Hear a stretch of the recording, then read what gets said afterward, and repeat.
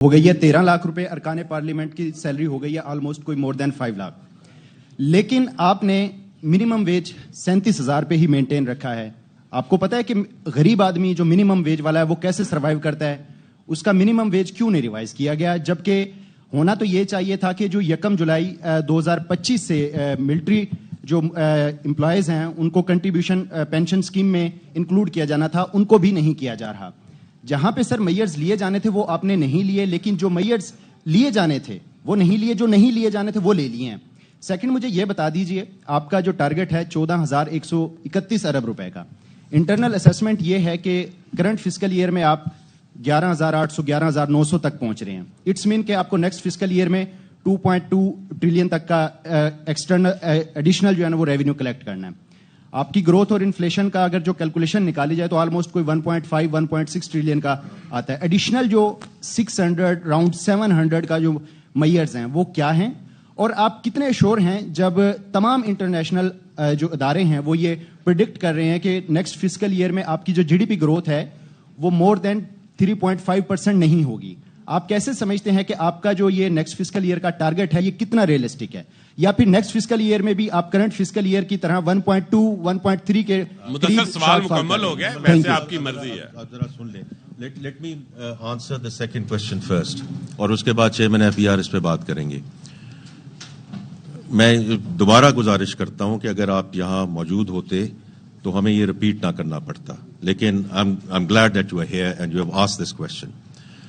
کہ پچھلے سال جب ہم اس وقت جہاں بیٹھے تھے ہم نے بڑی کوشش کی مالیاتی اداروں کے ساتھ یہ کہنے کی کہ ہم انفورسمنٹ کی طرف جا رہے ہیں اور ایڈیشنل میجرز اتنے نہیں لگانے چاہیے جتنے کی بات ہو رہی تھی.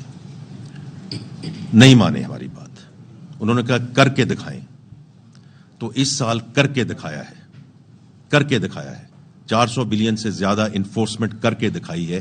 اسی وجہ سے نیکسٹ ایئر میں 389 بلین جو وہ مانے ہیں، اگر نہ مانتے تو ہمیں ایڈیشنل میجرز لگانے پڑتے. جو آپ کہہ رہے ہیں نا کچھ لگائے ہیں، جو لگانے چاہیے تھے وہ نہیں لگائے ہیں، جو لگانے تھے وہ نہیں وہ لگ گئے ہیں. یہ 389 بلین کے ہمیں میجرز لانے پڑتے.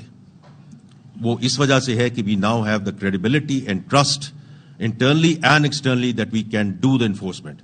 آپ کے آنے سے پہلے میں نے یہ ذکر کیا تھا کہ میں اپنے جو پارلیمانی دوست اور بہنیں ہیں ان سے درخواست کر رہا ہوں کہ جو ہم لیجسلیشن لے کر جا رہے ہیں وہ انیبلنگ لیجسلیشن ہے، اس میں آپ ہماری مدد کیجئے، بیکاز اسی کے بیسس پہ ہم یہ فردر انفورسمنٹ کر پائیں گے. اگر آپ نے نہیں کیے تو پھر یہ جان لیجئے کہ ہمیں ایڈیشنل 400-500 بلین کے ٹیکسز لگانے پڑیں گے. That's the trade off which is involved.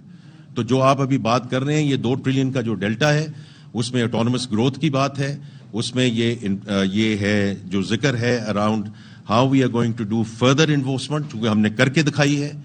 And the last thing is additional 300 billion اور 312 billion rupees of additional measures in this delta.